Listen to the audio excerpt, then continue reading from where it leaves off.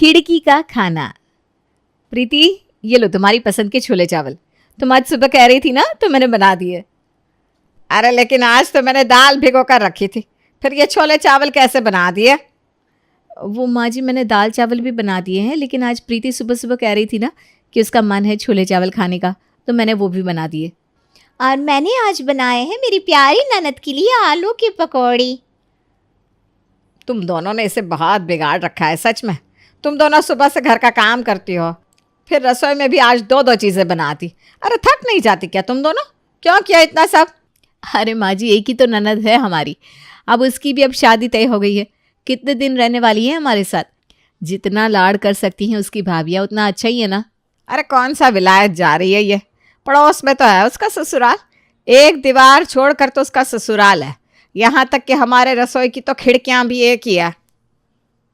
अरे माँ जी, फिर भी ससुराल में और मायके में फ़र्क होता है। जब तक अपने मायके में है अपनी भाभीयों के साथ, तब तक तो मज़े लेने दीजिए भाभी। वही तो माँ, अब जब देखो मुझे डांटती रहती हो। कुछ ही दिनों में मेरी शादी हो जाएगी, फिर तो मैं आपको देखूंगी भी नहीं। अरे कुछ भी मत बोल, ये रहा तेरा ससुराल। एक आवाज़ लगाऊंगी तो आ जाएगी। और शादी होने वाली है तभी तो कह रही हूँ, अपनी दोनों भाभीयों से कुछ सीख ले।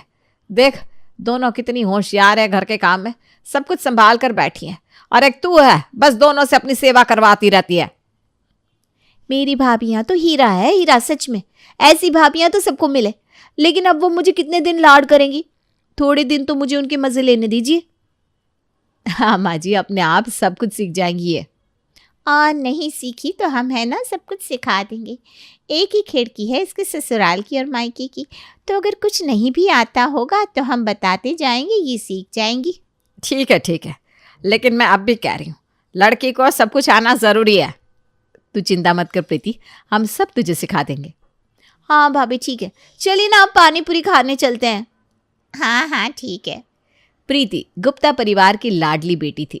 उसके दोनों भाई और भाभियां उसे बहुत प्यार से रखते थे, और अब तो उसकी शादी में बस कुछ ही दिन रह गए थे। हाँ, वो बात अलग थी कि उसका ससुराल उसके मायके के बिल्कुल बगल में था। प्रीति देख, तेरा लहंगा आ गया है शादी का, जो तूने पसंद किया था। ये कुछ ज़्यादा ही भारी लहंगा नहीं है? कितने में लिया? अरे माँ, हमारी छोटी की शादी है, उसका बड़ा मन था ये लहंगा लेने का। इसमें सस्ता क्या महंगा क्या। तू बहुत भाग्यशाली है बेटा कि तुझे इतने अच्छे भाई और भाभियाँ मिले हैं जो तुझसे इतना प्यार करते हैं। वो तो है माँ, मैं बहुत लकी हूँ। और देख, तेरी किस्मत भी कितनी अच्छी है, तुझे पास में ही ससुराल भी मिल गया। अब तो तू दूर भी नहीं जा सकती। जब तेरा मन करे मायके आ जा, जब तेरा मन करे ससुराल चली जा। वो तो है भैया। अब तो अगर मुझे किसी चीज़ का खाने का मन भी होगा ना, तो मैं खिड़की से आवाज़ लगा दूंगी, मुझे ये चाहिए, और मेरी प्यारी भाभी जल्दी जल्दी मुझे वो बना कर देंगी।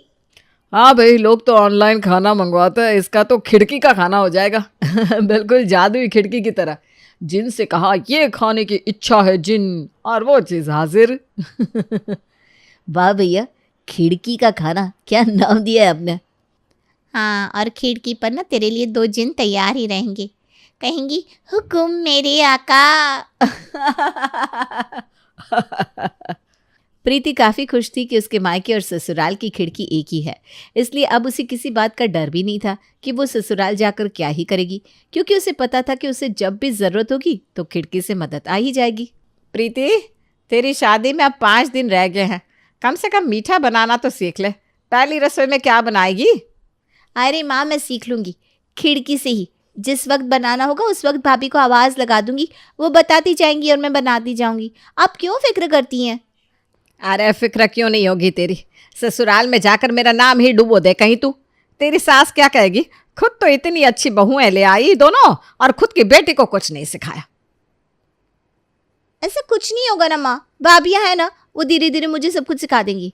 मैं खिड़की के इस पार सीखती जाऊंगी और वो मुझे बताती जाएंगी। पता नहीं क्या होगा इस लड़की का ससुराल जाकर। साधना को प्रीति की जितनी चिंता थी, प्रीति उतनी ही बेफिक्र थी, क्योंकि उसे पता था खिड़की से सारा काम हो जाने वाला है। कुछ ही दिनों में उसकी शादी का दिन भी आ गया। अरे प्रीति बेटा, ब्रोना कैसा, यही पड़ोस में ही तो ब्याह करा रही हो तुम, मायके वाले तो तुम्हारे पास में है। हाँ, कविता सही तो कह रही है। देख प्रीति, अब कविता मेरी सहेली, बाद में समधन पहले है, इसलिए मैं नहीं चाहती कि कविता की कोई भी शिकायत मेरे पास आए। अरे कोई बात नहीं, नए नए घर में तो सबको पहले दिक्कत आती ही है साधना। तुम चिंता मत करो, मैं तुम्हारी बेटी का अपनी बेटी की तरह ही ख्याल रखूंगी।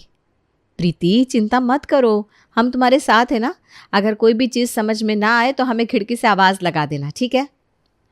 भाभी इस खिड़की के सहारे ही तो ससुराल जा रही हूँ मैं।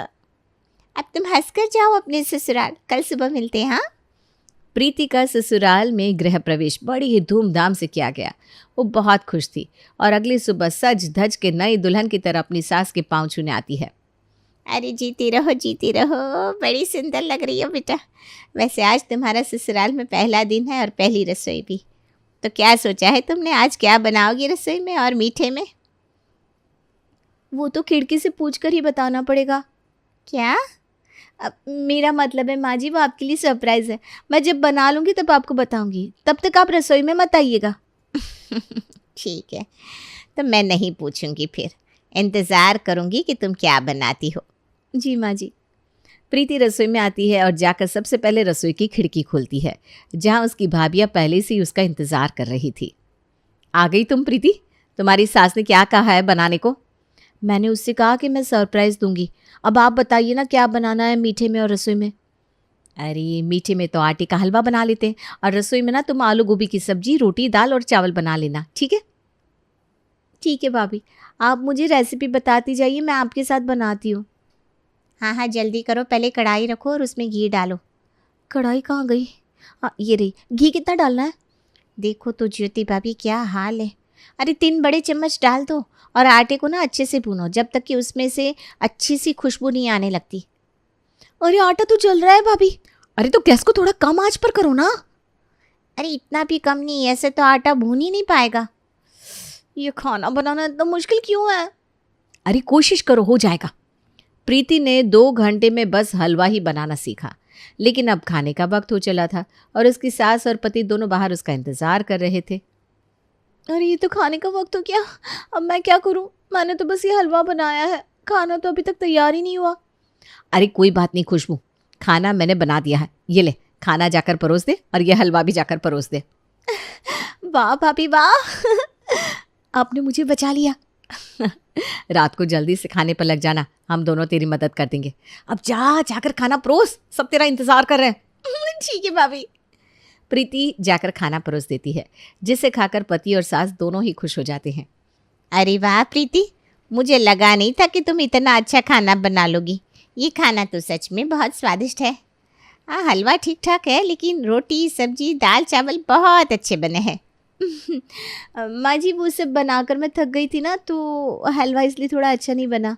अरे कोई बात नहीं बेटा, बाकी सब तो बहुत ही बढ़िया है। ये लो तुम्हारा नेक, और आज रात को जो बनाना हो मुझे बता देना, मैं सब्जियां काट कर दे दूंगी तुम्हें, ठीक है?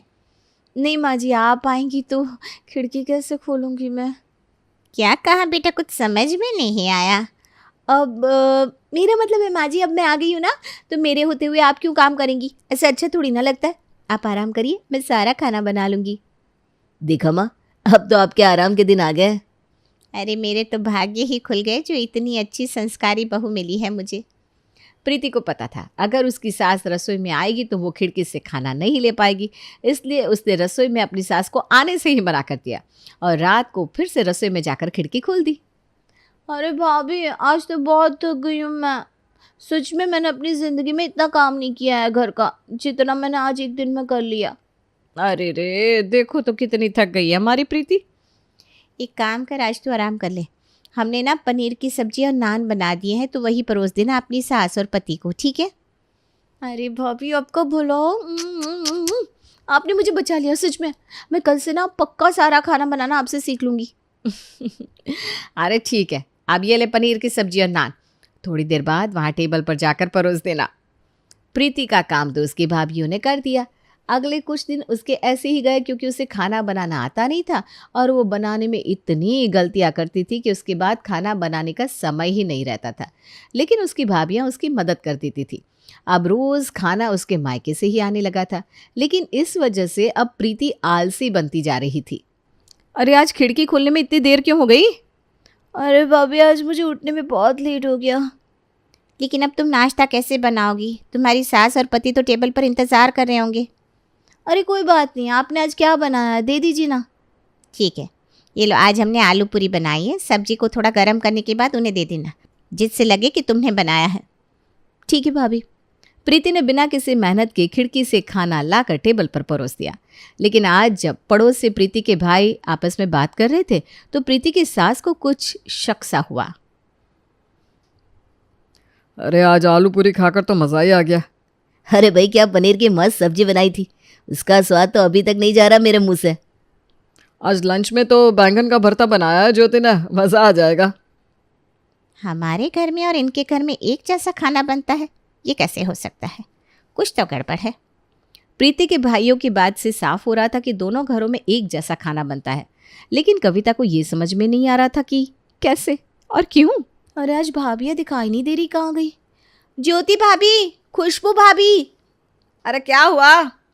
माँ आप क्या कर रही है यहाँ? ज्योति और खुशबू को कुछ दिनों के लिए मैंने मायके भेजा है। क्या? ऐसे कैसे दोनों चली गई एक साथ? क्या नहीं जा सकती क्या एक साथ? अरे वो दोनों मेरी बहू हैं, मुझे ऐतराज़ नहीं है तो तुझे क्यों है? लेकिन माँ वो, अब मैं खाना कैसे बनाऊंगी? वैसे कैसे बनाती थी? वो मैं उनसे रेसिपी लेती थी ना। प्रीति ने साधना से झूठ कहा कि वो उनसे सीखती थी जिससे उसकी माँ उसे डांटे ना, लेकिन साधना ने भी जवाब में कह दिया कि वो उसे सिखा देगी कि कैसे खाना बनाते हैं। माँ मैं ये कह रही थी कि आज आप बना लीजिए और मुझे दे दीजिए, जब भाभी आएंगी ना तो मैं उनसे सीख लूँगी। मैं ऐसा कुछ नहीं करने वाली हूँ, समझी? खाना तो तुझे खुद ही बनाना होगा। अगर मंजूर है तो मैं सिखाऊँ, नहीं तो मैं जा रही हूँ ये खिड़की बंद करके बाहर। अरे नहीं नहीं नहीं माँ, अगर माँ भी चली गई तो मैं क्या करूँगी? आप मुझे बताती जाइए, मैं बनाती जाती हूँ। ठीक है, तो सबसे पहले कढ़ाई ले और तेल डाल। पहले दिन प्रीति का खाना बिल्कुल भी अच्छा नहीं बना था। इतने दिनों से उसकी सास और पति जिनका खाना खा रहे थे, उस खाने में और इस खाने में तो ज़मीन आसमान का फ़र्क था। अरे प्रीति, ये क्या हो गया आज तुम्हें? ये कैसा खाना बनाया है? वो आज मेरी तबीयत ठीक नहीं थी, कल से मैं अच्छा खाना बनाऊंगी पक्का। चल कोई बात नहीं, हो जाता है कभी कभी। कल ना तुम कढ़ी चावल बना देना। जी ठीक है माँ जी।